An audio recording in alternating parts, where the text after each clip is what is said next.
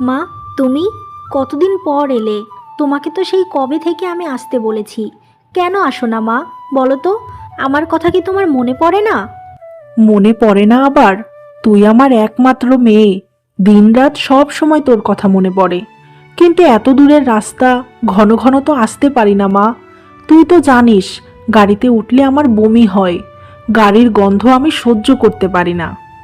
হ্যাঁ, সেটা তো আমি জানি, কিন্তু তবুও তুমি একটু ঘন ঘন আসো না মা।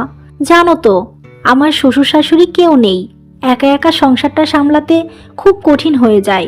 আর ভালো লাগে না, শ্বশুর শাশুড়ি থাকাও একটা ভাগ্যের ব্যাপার। তুই একা কেন এত কাজ করবি? তোর তো ননদ আছে। সে কি কোনো কাজে সাহায্য করে না তোকে? না মা, ওকে দিয়ে কাজ করাই না। আর তাছাড়া ও সময়ও পায় না তেমন। পড়াশোনার তো এখন অনেক চাপ, বোঝই তো। আর আরিয়ান ওর বোনকে খুব ভালোবাসে। ওকে দিয়ে কাজ করালে ও খুব রাগ করবে। রাগ করবে কেন? তোকে কি আরিয়ান ভালোবাসে না? তুই তো এই সংসারের কাজ করতে করতে শুকিয়ে যাচ্ছিস। তুই আমার একমাত্র মেয়ে। আমি তোর এই অবস্থা দেখতে পারবো না। আর একটু চালাক হ সুমি। তোর ননদকে এত পড়াশোনা কেন করাবি? শুধু শুধু টাকা খরচ। এভাবে চললে তো তোর সংসারটা ভেসে যাবে। সেটা তো তুমি ঠিকই বলেছ, কিন্তু এখন আমি কি করব? মায়াকে তো কিছুই বলতে পারবো না। ভাইয়ের আদরের একমাত্র বোন বলে কথা। চেষ্টা করলে মানুষ সব পারে, বুঝলি? যেভাবেই হোক তোর ননদের একটা ব্যবস্থা করতেই হবে। আমি যা যা বলবো এখন থেকে এভাবে চলবি। ধীরে ধীরে সব ঠিক হয়ে যাবে। সামনে তোদের বাচ্চা হলে তার তো একটা ভবিষ্যৎ আছে। এভাবে তো সব নষ্ট করলে হবে না মা। এভাবেই সুমির মা তাকে নানা রকম ভাবে বোঝাতে থাকে। বেশ কিছুদিনের মধ্যেই সুমি অনেক পাল্টে যায়। সে তার ননদ সুমির সাথে খারাপ আচরণ করতে শুরু করে।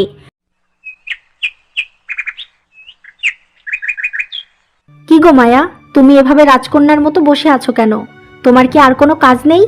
যাও এখনই গিয়ে আমার ঘরটা পরিষ্কার করে গুছিয়ে দাও। সারাদিন শুধু ভাইয়ের টাকা ধ্বংস করলে হবে? ভাবি, আমি তো এইমাত্র রান্না করে আসলাম। আমি তো এক মিনিটও বসে থাকি না। এখন তো আমি এবারের কাজের লোক হয়ে গেছি। তবুও কেন সবসময় এত খোঁটা দিয়ে কথা বলো?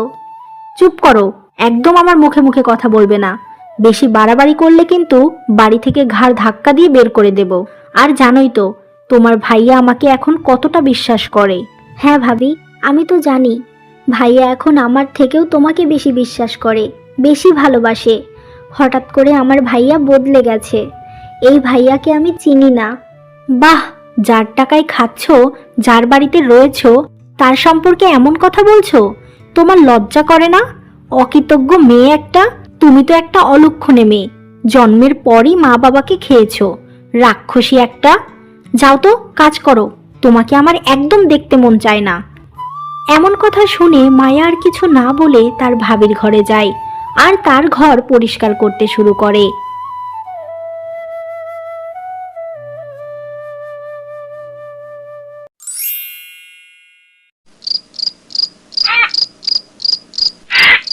শোনো না, মায়া না এখন কেমন যেন হয়ে গেছে। কিছু বললেই রেগে যায়। আমি ওকে বলি আমার কাজে একটু সাহায্য করতে, আর সে বলে যখন মন চায় করবে, না চাইলে করবে না। মুখে মুখে অনেক তর্ক করে। আসলে কি বলতো, ছোটবেলায় মা বাবা মারা যাওয়ার পর আমি একা সব দিক সামলাতে পারিনি। আর এমন হওয়ার পিছনে আমিই দায়ী। অতিরিক্ত ভালোবেসে মাথায় তুলেছি। কিন্তু তুমি চিন্তা করো না, আমি খুব তাড়াতাড়ি ওকে বিয়ে দিয়ে শ্বশুর বাড়ি পাঠিয়ে দেব। তখন সব ঠিক হয়ে যাবে। হ্যাঁ, এটাই ভালো হবে। ওকে শুধু শুধু এত পড়াশোনা করিয়ে লাভ কি? সেই তো শ্বশুরবাড়ি গিয়ে কাজ করে খেতে হবে। হুম, যা করার করব। এবার ওর কথা বাদ দাও।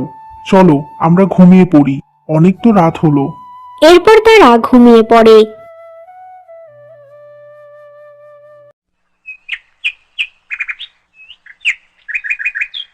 কি রে সুমি, এখন কি অবস্থা তোর? সবকিছু ঠিকঠাক আছে তো? হ্যাঁ মা, তোমার কথা মতো চলে এখন আমার অনেক শান্তি। সব কাজ এখন মায়া করে। আমার কিছুই করতে হয় না। আবার আরিয়ানও মায়াকে দেখতে পারে না এখন।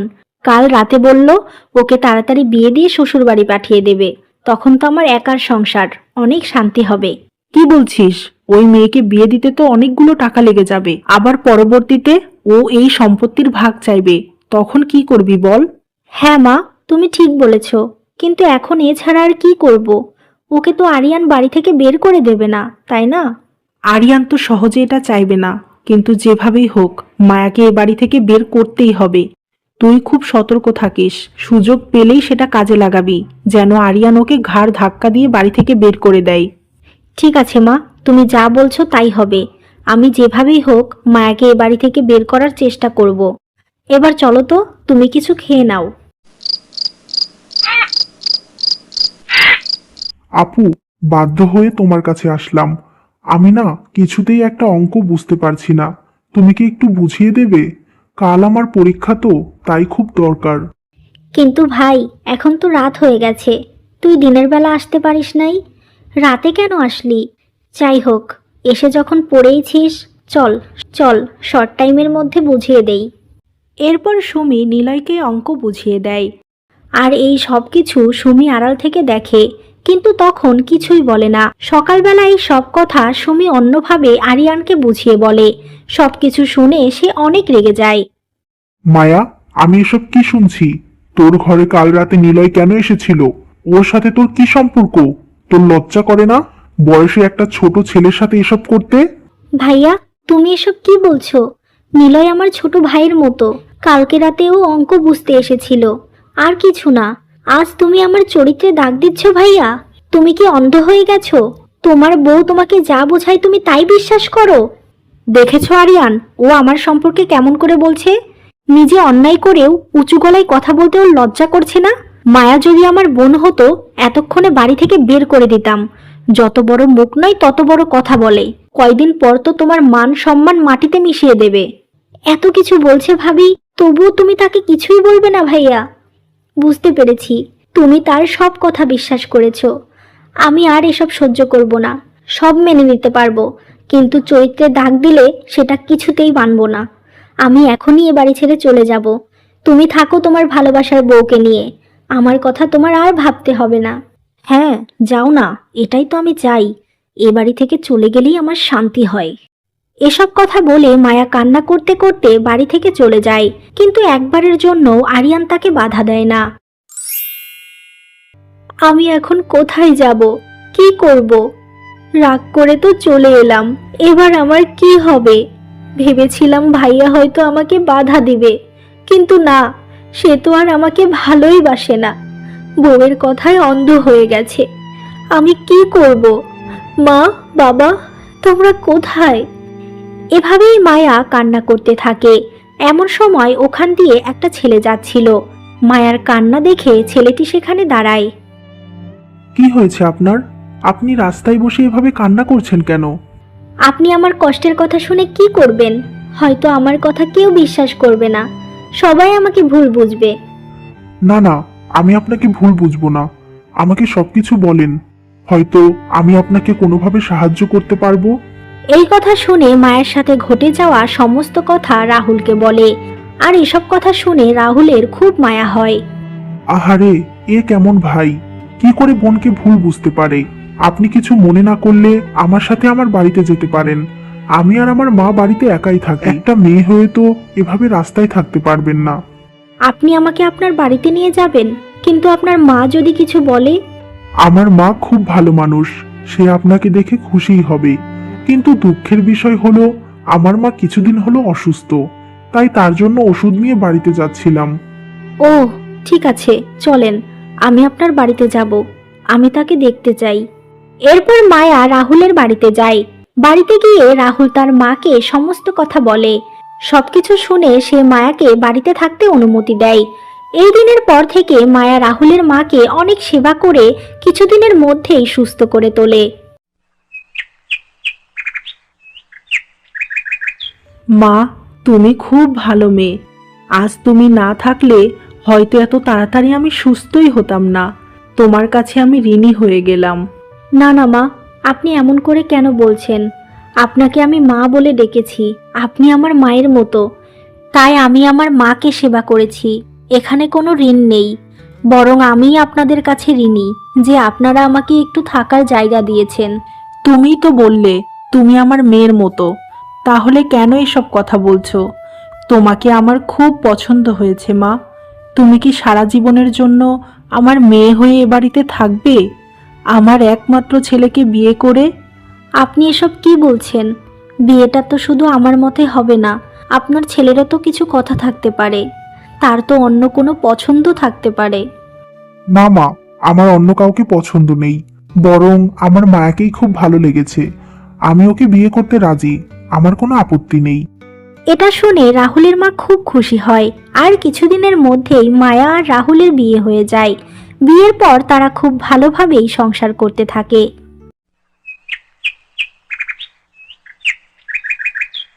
একটা কথা বলতে চাই তোমাকে, তুমি কি রাখবে?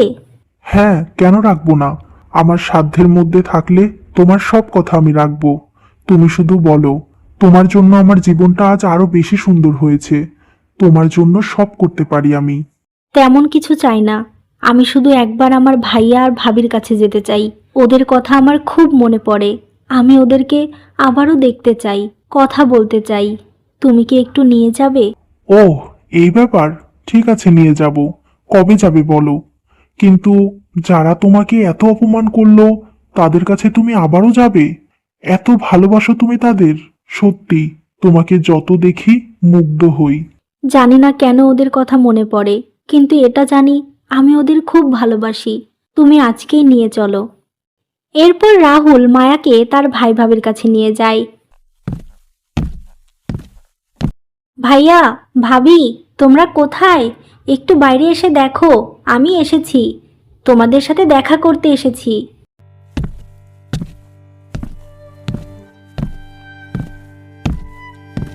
এ কি, আপনি কে? এভাবে চিৎকার করছেন কেন? আর ভাইয়া ভাবি কাকে বলছেন? আপনি কে? এখানে তো আমার ভাইয়া আরিয়ান আর সুমি ভাবি থাকে। আপনি এখানে কি করছেন? ওহ, বুঝতে পেরেছি। তারা এখন এখানে থাকে না, এই বাড়িটা আমাদের কাছে বিক্রি করে দিয়েছে। আরিয়ান অনেক ঋণ হয়ে গিয়েছিল, তার বাড়ি ঘর বিক্রি করে এখন রাস্তায় রাস্তায় ঘুরছে। এখন তার খুব খারাপ অবস্থা। কি বলছেন কি? আমার ভাইয়া ভাবি এখন কোথায়? আপনি কি কিছু জানেন? না না, আমি জানি না, এমনকি কেউ জানে না। সে এখনো অনেক টাকা ঋণ আছে, তাই পালিয়ে বেড়াচ্ছে। এসব কথা শুনে মায়া খুব কষ্ট পায়। এরপর সে রাহুলকে নিয়ে বাইরে আসে। তুমি মন খারাপ করো না। আসলে কেউ যদি পাপ করে, তার শাস্তি তাকে পেতেই হয়। কিন্তু আমি তাকে খুঁজে বের করার চেষ্টা করব। আমি এটা চাইনি। জানি না এখন তারা কেমন আছে, কিন্তু দয়া করে তুমি ওদের খুঁজে বের করো, ওদের সাহায্য করো। ঠিক আছে, আমি তাদের খুঁজে বের করার চেষ্টা করব। এবার চলো, আমরা বাড়ি ফিরে যাই। এখানে থেকে তো আর লাভ নেই।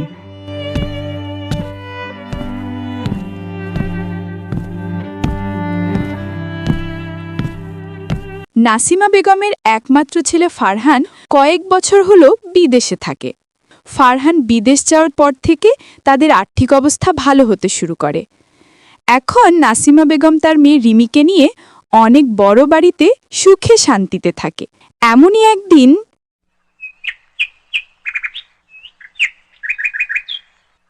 কি হলো আপা, তুমি কেমন আছো?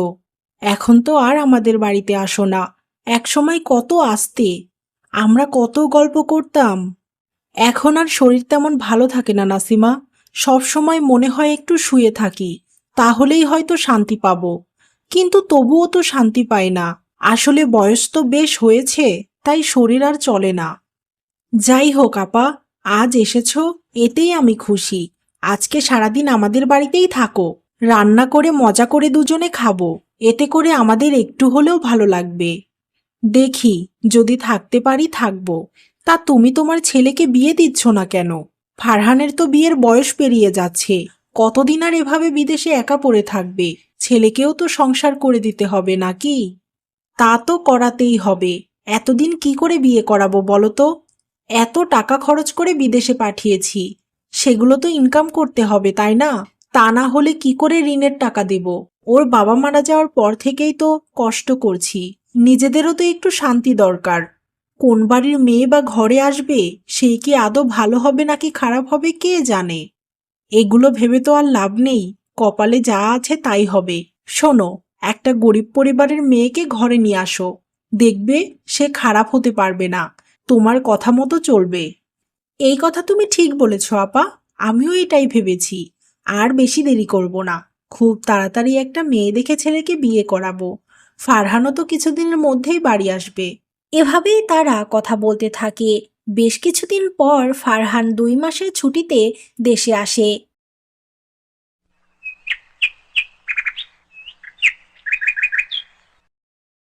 বাবা ফারহান, আমি তোর জন্য একটা মেয়ে দেখেছি। দেখতে বেশ ভালো, কিন্তু তার বাবা গরিব। আমাদের তো ওপরওয়ালা অনেক টাকা দিয়েছে, ধনী বাড়ির মেয়েকে কেন বউ করে নিয়ে আসবো?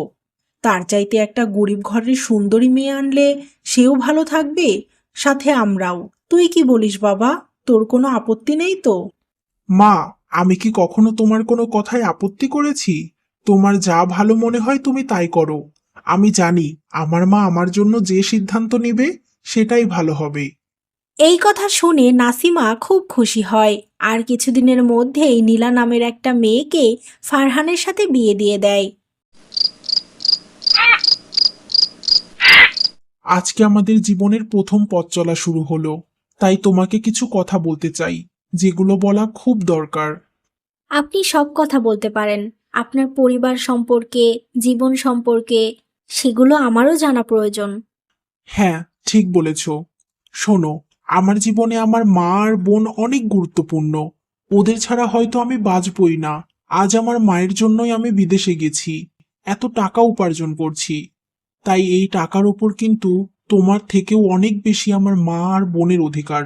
তাই এই বিষয় নিয়ে তাদের কখনো কিছু বলবে না। আর বললে আমি কি করব সেটা না হয় নাই বললাম। শুধু এতটুকুই চাওয়া, আমার থেকে আমার মা আর বোনকে বেশি ভালোবাসো, তাহলে তোমার সুখ শান্তির অভাব হবে না। আপনি চিন্তা করবেন না, আমি আপনার সমস্ত কথা বুঝেছি। আমি গ্রামের মেয়ে, আমিও পরিবারের সবাইকে নিয়ে ভালো থাকতে চাই। কখনোই আপনার মা আর বোনকে অযত্ন করব না, আমার উপরে বিশ্বাস রাখতে পারেন। কথাটা শুনে খুশি হলাম। এবার চলো আমরা ঘুমিয়ে পড়ি, অনেক তো রাত হয়ে গেছে। এরপর তারা ঘুমিয়ে পড়ে। পরের দিন সকালবেলা প্রতিবেশীরা নীলাকে দেখতে আসে। শোনো, আমি তোমার সম্পর্কে যা হই তাই বলছি কি তাড়াতাড়ি তাড়াতাড়ি আমাদের একটা খুশির খবর শোনাও। ফারহান তো মাত্র কিছুদিনের জন্য দেশে এসেছে। হ্যাঁ গো নতুন ভাবি, প্রবাসীর বউ হয়েছ। প্রবাসীদের কিন্তু অনেক সন্তান দরকার, তারা সন্তান ভালোবাসে। এই দেখো না, আমার বিয়ে হয়েছে 4 বছর, এখন আমার 2 সন্তান। এই জন্য সবাই যে আমাকে কত ভালোবাসে বোঝাতে পারবো না। সন্তান তো আমরা ইচ্ছা করলেই নিতে পারি না, বিধাতা যদি চান তাহলে নিশ্চয়ই হবে। আপনারা সবাই আমার জন্য দোয়া করবেন, যেন আমিও আমার স্বামীকে এই খুশি দিতে পারি। এভাবেই তারা কথা বলতে থাকে। দেখতে দেখতে ফারহানের ছুটির সময় শেষ হয়, আর সে আবার বিদেশ চলে যায়। বিয়ের পর নীলার বাচ্চা না হওয়ায় তার শাশুড়ি একদম খুশি ছিল না। এমনই একদিন, মা, এই নিন আপনার চা। লাগবে না আমার চা, তুমি চলে যাও এখান থেকে। কিছুদিন আমার সামনে আসবে না, তোমাকে দেখতেই মন চাইছে না আমার। কেন মা, আমি কি করেছি? আপনি আমার উপর রেগে আছেন কেন? আমার যদি কিছু ভুল হয়ে থাকে বলেন, আমি সেটা ঠিক করে নেব। এখন কি আর ঠিক করার সময় আছে? আমার ছেলেটা 2 মাসের ছুটিতে এসেছিল, তারপরেও একটা সন্তান দিতে পারলে না। অন্যদিকে সবারই বিয়ের পর বাচ্চা হয়ে যায়, আর তুমি কি করলে? কত মানুষ অপেক্ষা করে আছে এটা শোনার জন্য। আমি সবাইকে কি জবাব দেব বলো? মা, আমরা তো চেষ্টা করেছি, উপরওয়ালা যদি না চান কি করে হবে? আর এটাতে আমারই বা কি দোষ বলেন? আমি তো এমনটা ইচ্ছা করে করি নাই মা। চুপ করো, একদম কথা বলবে না। একটা সন্তান দিতে পারোনি, আবার বড় বড় কথা বলছো? নিশ্চয়ই তোমার কোনো সমস্যা আছে। অন্যদের হলে তোমার কেন হবে না? আমি তোমাকে আজই ডাক্তারের কাছে নিয়ে যাব, তুমি রেডি হয়ে আসো। এই কথা শুনে নীলা কষ্ট পেলেও আর কিছু বলে না। কিছুক্ষণ পর নাসিমা বেগম নীলাকে নিয়ে ডাক্তারের কাছে যায়, আর ডাক্তার সবকিছু দেখে বলে, দেখেন, আপনার বৌমার কোনো সমস্যা নেই, তার সবকিছু ঠিক আছে। সন্তান না হওয়ার অনেক কারণ থাকতে পারে। প্রথম কারণ, তাদের দুজনকে তো বেশি সময় দেওয়া হয়নি, তাই হয়তো এমন হয়েছে। পরের বার আপনার ছেলে আসলে নিশ্চয়ই হবে, তাই চিন্তা করবেন না, আপনারা এখন আসতে পারেন। এরপর নাসিমা নীলাকে নিয়ে বাড়ি ফিরে যায়। নীলার সন্তান না হওয়ায় অনেকেই খারাপ কথা বলতে থাকে, কিন্তু সেগুলো গায়ে না মেখে সে সংসারের কাজ করতে থাকে। এমনভাবেই দিন কেটে যায়। একদিন, কি রে নীলা, তুই এত চুপচাপ বসে আছিস কেন মা? কি হয়েছে তোর? শ্বশুরবাড়ির সবাই ভালো তো? মা, সবাই কেমন তা আমি এখনো বুঝতে পারছি না। আমার সন্তান হয়নি বলে ওই বাড়ির আশেপাশের সব মানুষ আমাকে নানা রকম খারাপ কথা শোনায়। এসব দেখেও আমার শাশুড়ি কিছুই বলে না। সন্দেহের বশে আমাকে ডাক্তারের কাছেও নিয়ে গিয়েছিল। ডাক্তার বলেছে কোনো সমস্যা নেই, কিন্তু তারপরেও আমাকে সব সময় খারাপ কথা শুনতে হয়। মা রে, আমাদের সমাজে এখনো এইরকম মূর্খ মানুষ বাস করে, যারা ভাবে সন্তান নিজের হাতের জিনিস, যখন তখন পাওয়া যায়। এইসব মানুষদের কখনো কেউ বোঝাতে পারবে না যে সব মানুষের শরীর এক হয় না। কারো দেরিতে সন্তান হয়, কারো বা তাড়াতাড়ি। যাই হোক নীলা, তুই এত চিন্তা করিস না মা। ফারহান আবার বাড়ি আসলে নিশ্চয়ই তোদের সন্তান হবে। তুমি ঠিক বলেছ মা, এই জন্যই তোমার কাছে এসেছি। ও বাড়িতে আমাকে এমন কথা বলার কেউ নেই। আসলে মায়ের মতো কেউ হয় না। আমার শাশুড়িকে অনেক বুঝিয়ে তোমার কাছে এসেছি। আমি কিছুদিন থাকবো, তাহলে হয়তো আমার মনটা ভালো হয়ে যাবে।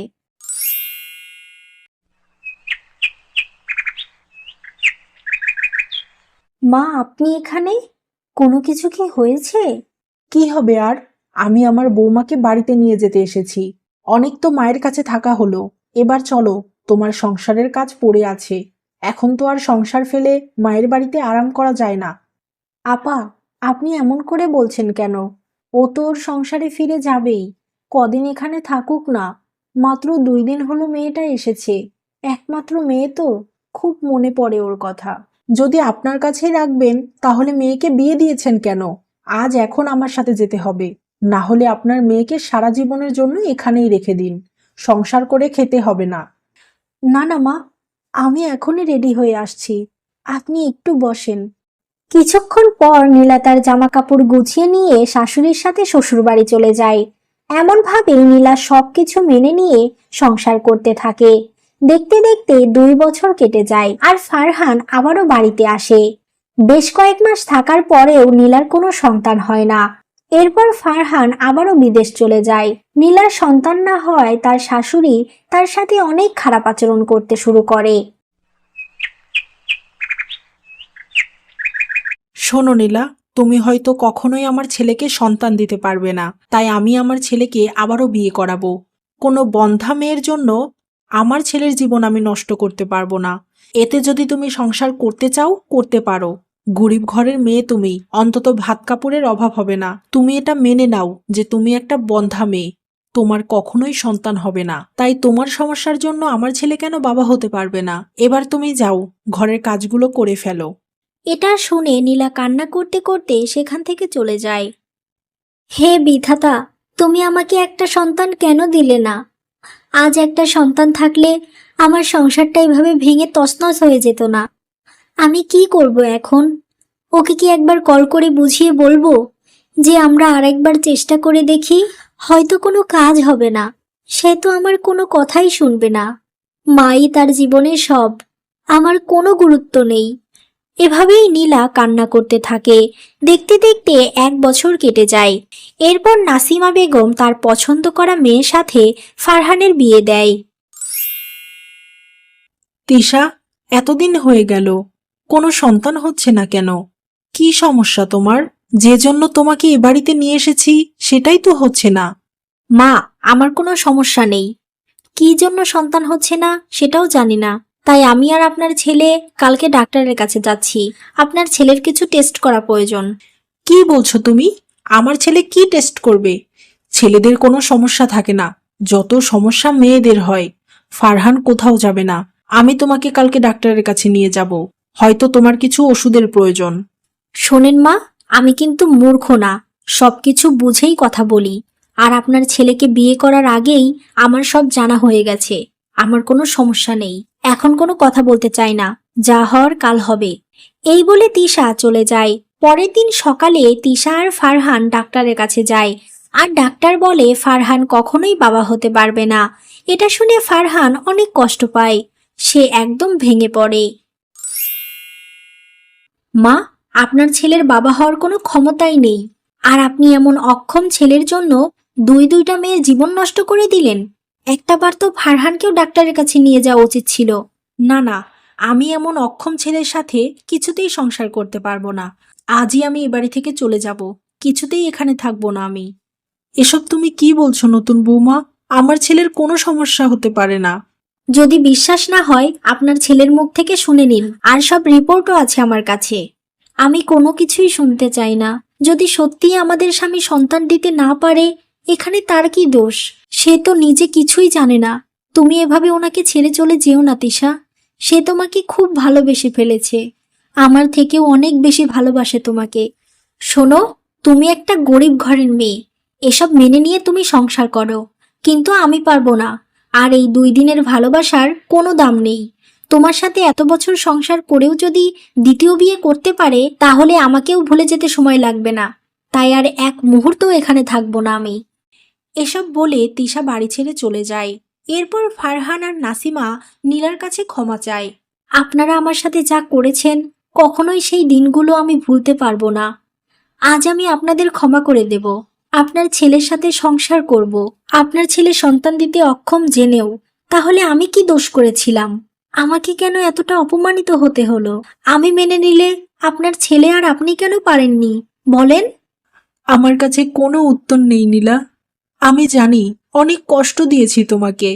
যদি একবার আমাদের সুযোগ দিতে, ভালোবাসায় ভরিয়ে দিতাম বৌমা। নীলা, আমাকে তুমি ক্ষমা করে দাও। আমি আজ বুঝতে পেরেছি সন্তান জন্ম দিতে না পারলে কতটা কষ্ট হয়, কত অপমানিত হতে হয়। আমি তোমাকে কথা দিচ্ছি, আমার জীবন থাকতে তোমাকে কখনোই আর কষ্ট দেব না। আমি তোমাকে খুব ভালোবাসি। আমার ভালোবাসার কাছে সবকিছু তুচ্ছ। কিন্তু আবারও একটা জিনিস প্রমাণ হলো, অন্যায় করলে তার শাস্তি মানুষ না দিলেও উপরওয়ালা ঠিক দেয়। আজ যদি সবকিছু মেনে নিয়ে সংসার করতে আমার সাথে, তাহলে অনেক সম্মান নিয়ে বাঁচতে পারতে। কিন্তু আজ দেখো তোমার সাথে কি হলো। তাই নতুন করে আমি আর কোনো কষ্ট দিতে চাই না তোমাকে। এভাবেই নীলা এক মহৎ মানুষের পরিচয় দেয়। বেশ কিছুদিনের মধ্যেই নীলা একটা কন্যা সন্তান দত্তক নিয়ে আসে, আর তারা সেই মেয়েকে নিয়েই নতুন করে জীবন শুরু করে।